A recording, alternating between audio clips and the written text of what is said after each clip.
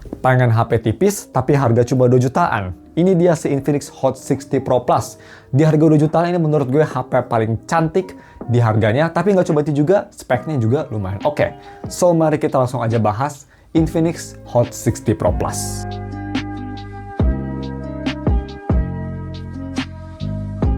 Halo guys, nama gue Stefan dari StefTech, dan di video kali ini kita bakal review Infinix Hot 60 Pro Plus ya. Ini versi yang Edge-nya dan versi tipisnya Hot 60 Pro biasa. Gue udah pernah review juga Hot 60 Pro, kalian bisa cek di channel. Anyway, kita langsung masuk. Pertama kita bahas bagaimana untuk harganya sendiri. Harga sendiri kalian bisa beli Infinix Hot 60 Pro Plus di harga segini. Murah ya, di 2,3 juta untuk varian yang tengah yang 256GB. Kalau yang 128 itu lebih murah. Tapi gue rekomen mendingan yang ini aja variannya. Dan kalau misalnya kalian mau beli HP ini atau ingin wallpaper yang ada di HP ini, gue udah taruh semua linknya ada di deskripsi. Oh ya, gue juga udah buat gaming testnya yang lebih detail Wuthering Waves sama Zone Zero. Kalian bisa cek di channel satu lagi, gue taruh juga linknya di deskripsi.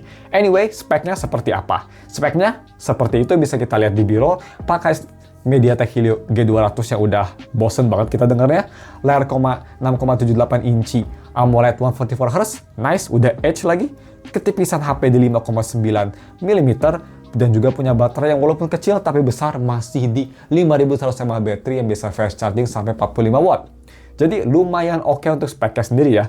Terus bagaimana untuk desain dan display? Desain ini menurut gue salah satu HP paling cakep di harga 2 jutaan. Bisa kita lihat desain belakangnya, ini gue beli warna silver, langsung ngingetin gue sama S25 Edge ya, atau iPhone Air. Atau S25 Edge sih, coba kameranya ini 3. Seperti itu, dan bisa kita lihat untuk belakang sendiri, ini desainnya simple, full terbuat dari plastik, tapi gue sih suka sama desain Infinix Hot 60 series ya. Kelihatan elegan, simple, gak norak-norak banget.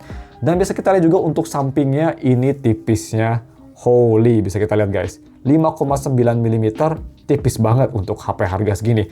Yes, nggak setipis kayak iPhone atau S25 Edge, tapi untuk harganya, this is already insane. Dan untuk layar depan, dia pakai dot display, Edge display juga, dan Edge-nya nggak agresif banget yang gue suka, jadi masih enak, nggak ngeganggu ke palm protection-nya, jadi nggak bikin palm kalian nyentuh-nyentuh nggak jelas. Oke, nggak agresif banget. Dan layarnya juga ini udah bezelnya tuh simetris ya, jadi atas bawah kanan kiri simetris. Jarang loh di harga segini, tapi memang Infinix ya di Hot 60 series, mau 60 Pro atau 60 Pro Plus, layarnya memang bagus banget. Speaking of layar, kualitasnya sendiri bagaimana? Absolutely amazing. Gue suka layar Infinix Hot 60 Pro ya, dan Pro Plus juga ini nggak ada bedanya. Vibrant, bisa terang, jernih, view angle bagus, AMOLED-nya enak banget lah buat dipakai nonton. Cuma memang untuk visibilitas di bawah sinar matahari, gue rasa ini layarnya nggak bisa terang banget. Kalau misalnya mau dibandingin sama Infinix Hot 60 Pro kemarin, ini layarnya jauh lebih gelap gue rasa sih. Hot 60 Pro itu bisa terang banget, gila. Kalau ini agak kurang, kayak ya nggak sebagus itulah. Itu sih menurut gue. Terus, untuk haptiknya juga menurut gue ini biasa aja.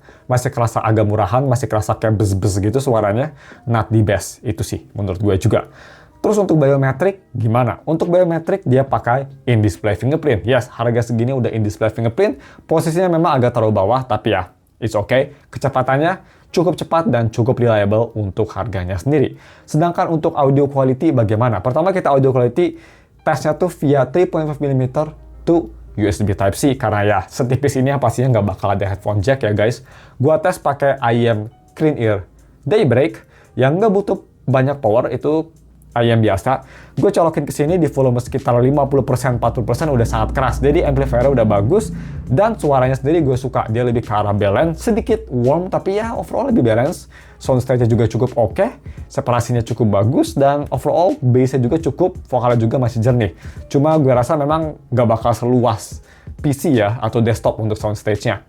Sedangkan untuk speaker quality, nah ini menurut gue yang agak sedikit mind blowing. Jadi speakernya dia dua speaker ya, atas bawah, nggak kayak iPhone Air yang cuma mono speaker, dan tuned by JBL.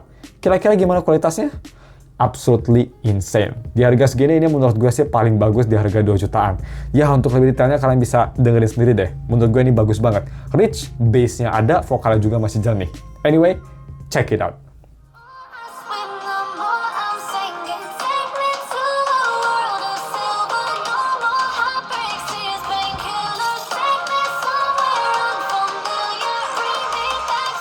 That's a really good speaker.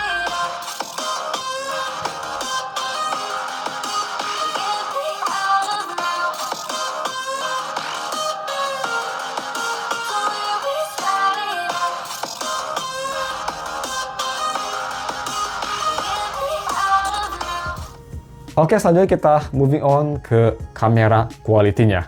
Kamera, bisa kita lihat kamera belakang ini kelihatannya kayak wow, triple kamera.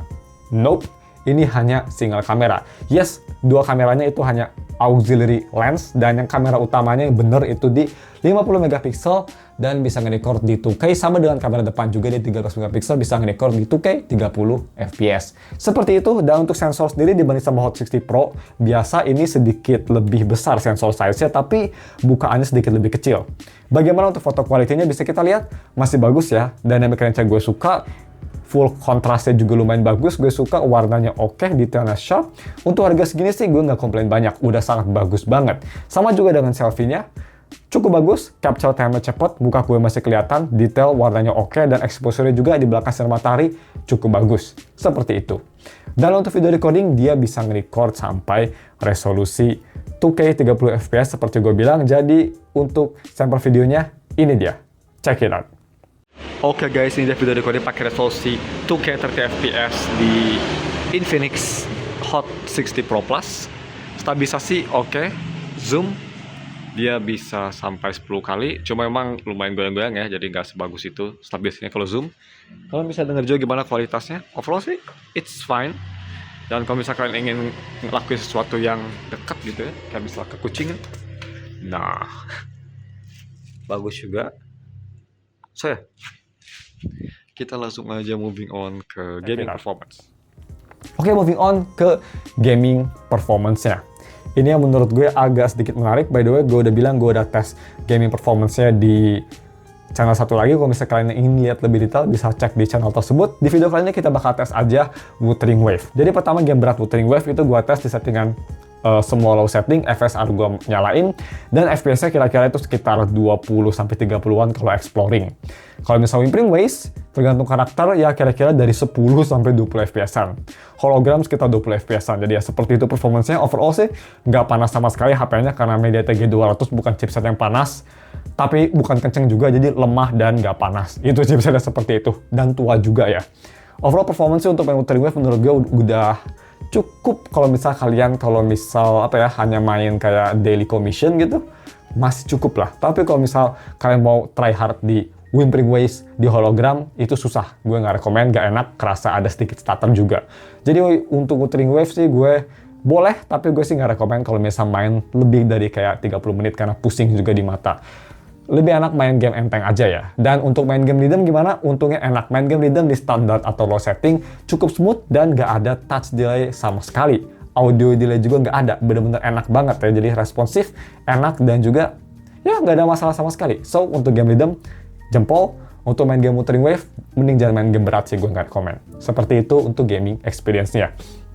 Next kita bahas untuk UI experience. UI sendiri gue mau bahas beberapa hal unik di HP ini yang mungkin kalian nggak tahu. Pertama, bisa kita lihat di B-roll di belakang itu ada notification light, halo light gitu di kamera yang paling bawah. Lumayan unik ya, jadi ngingetin gue sama HP Nothing. Dan yang kedua, dia punya front facing flashlight juga, bisa kita lihat tuh. So that's pretty good. Dan yang ketiga, ini keunikannya, lebih tepatnya kelemahannya ya. Bisa kita lihat tuh, kalau di meja dia memang kayak goyang-goyang gitu karena saking tipisnya, jadi kamera bump-nya goyang-goyang. Anyway, balik lagi ke UI experience. Pertama, gue bahas untuk software sendiri. Dia pakai XOS, software Infinix. Bisa kita lihat ya, my phone, XOS, Android 15, dan untuk AI yang simple gitu, kayak misal search to search, ada yang pastinya.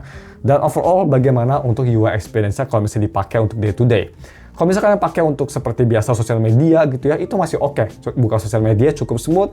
Kadang ada sedikit stutter kalau misalnya nge-load yang lumayan berat, tapi overall masih acceptable di harganya. Cuma memang kalau bisa dipakai buat multitasking plus download banyak aplikasi, HP-nya langsung nge-lag. Udah mulai kerasa tuanya MediaTek Helio G200-nya ya. Tapi overall untuk harganya juga masih nggak komplain, overall masih smooth, dan XOS juga ngebantu OS-nya lebih kerasa smooth dan snappy. So that's good. Battery life-nya. Biasanya kalau HP tipis kan baterainya biasa aja atau jelek gitu ya. Itu yang dikhawatirkan. Tapi ini walaupun tipis, baterainya besar di 5100 mAh baterai dan ketahanannya sangat impresif. Kalau misal kalian hanya dipakai buat enteng-enteng aja ya sosial media, ini HP bisa bertahan 2 hari without a problem. Tapi kalau misalkan dipakai lumayan berat, misal sering foto, sering main game, 1-1,5 harian. Jadi baterai sendiri udah cukup solid, gue sih nggak ada masalah sama sekali. So, sebelum kita tutup videonya, mari kita bahas kelemahannya ada di HP ini selama gue pakai. Pertama, kelemahannya yaitu dari kamera bump-nya. Memang kalau bisa ditaruh di lantai itu kayak wibbly-wobbly. Jadi ya itu kelemahan kecil yang gue rasa selama pakai HP ini. Dan yang kedua, performance-nya. Yes, di harga 2 juta menurut gue nggak bisa komplain banyak, tapi performance-nya gue rasa kalau bisa sedikit lebih cepat aja ya di UI-nya, terutama untuk day to day, itu bakal lebih baik. Overall sih, itu aja. Gue nggak bisa nyari kelemahan yang lain, karena menurut gue konklusinya di harga segini, banyak aspek yang bagus banget dari HP ini. Jadi kalau misalnya kalian punya budget sekitar 2 jutaan gitu ya, lagi nyari HP all-rounder, ini menurut gue bagus banget. Walaupun memang dia nggak yang paling kuat buat main game, tapi di aspek lain ini absolutely amazing. Dari desainnya yang tipis, keren, Edge display AMOLED-nya yang kualitasnya bagus banget, speakernya yang enak banget suaranya, enteng juga di tangan, cuma 50 gram, coba ini di tangan, tipis, dipegang enak banget. Kameranya juga ini untuk harganya menurut gue fotonya bagus banget, videonya juga di best di harga 2 jutaan menurut gue. So, untuk harga segitu buat nyari all-rounder sih gue sangat rekomend ini. Dan kalau misalnya kalian nanya, Bang, mending ini apa sih Infinix Hot 60 Pro biasa? Kalau gue sih jujur, mending ini ya, karena kerasannya lebih oke. Kelemahan ini dari 60 Pro hanya dari full brightness-nya aja nggak seterang itu, tapi overall gue lebih suka ini sih. So, cuma segitu aja untuk video reviewnya. Kalau misalkan ada pertanyaan bisa komen di bawah. Jangan lupa like dan subs. Thank you for watching dan ketemu lagi akhir minggu ini untuk full review HP lain yang menarik. Goodbye.